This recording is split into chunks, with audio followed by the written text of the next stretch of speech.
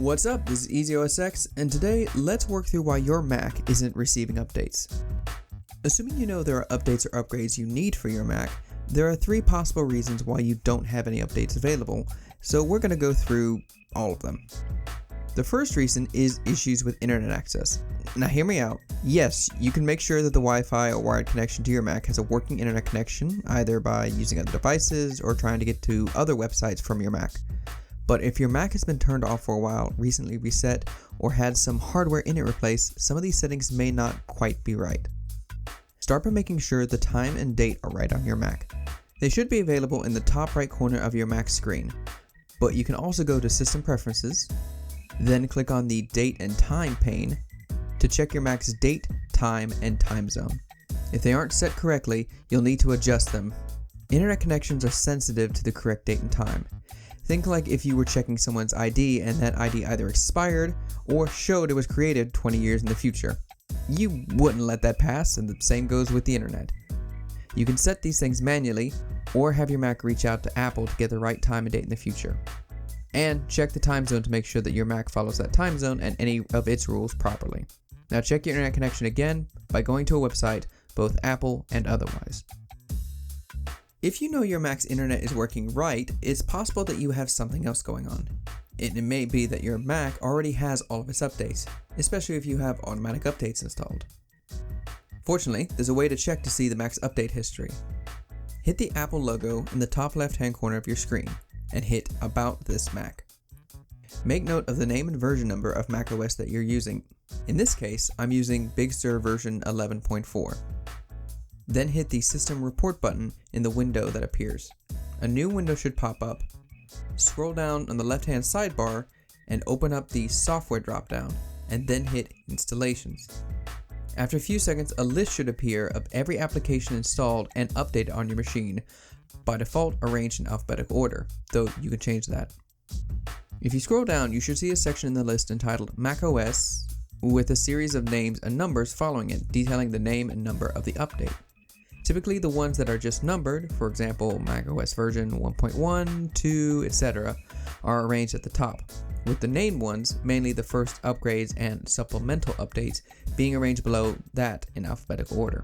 If you've been using your Mac for a while, like I have, then you probably will have a lot of these in your list, but I would mainly focus on just the sections with the version number and the supplemental updates. That said, there is a section for security updates in the list that were released out of band and typically just have the year and version number next to them. So if you know you're looking for one of those, you can check here as well. Next, you can compare this to Apple's online list of security updates released, which is the closest thing to a complete list of updates that Apple has, and do a search within the page for the name of your version of macOS to see what's available. I'll have a link to this page in the description. This, however, leads to the last reason. You may have all the updates Apple provided for your system, but the version of macOS you're running is no longer supported. See, Apple actively supports 3 versions of macOS at any given time, the most recent version and the 2 previous versions.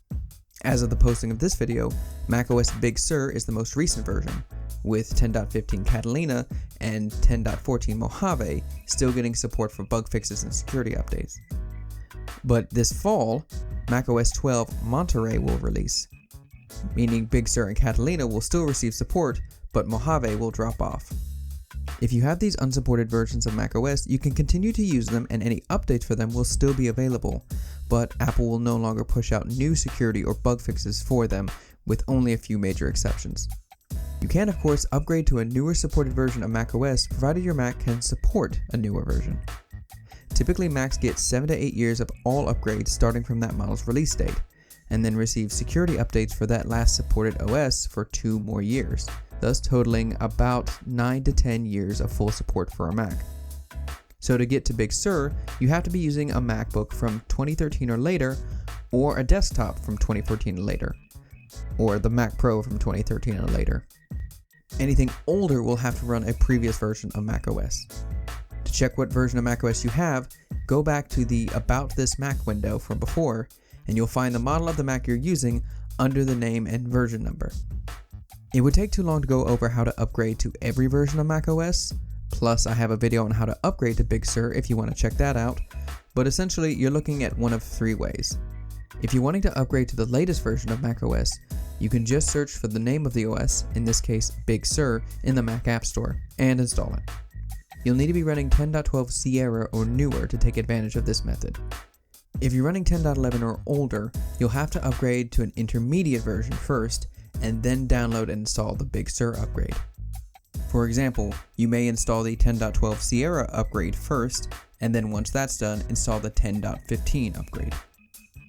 You can download 10.10 Yosemite through 10.10.15 Catalina from the Get Older Versions of macOS page on Apple's website, which I have a link to in the description. Lastly, if your Mac is too old to run the latest version, but can run a newer version at least, then you can use the aforementioned old versions page in the description to download and install the version that you need.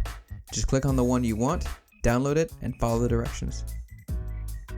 Thank you all so much for watching. If this video helped you out, give it a like, it'll really help the channel out. Likewise, if you want more Mac, iOS, and Apple tips, tricks, and advice, you can subscribe to the channel. You can also check us out on the website, EasyOSX.net, as well as on our social media pages. Thank you all so much for watching, and we'll catch you next time.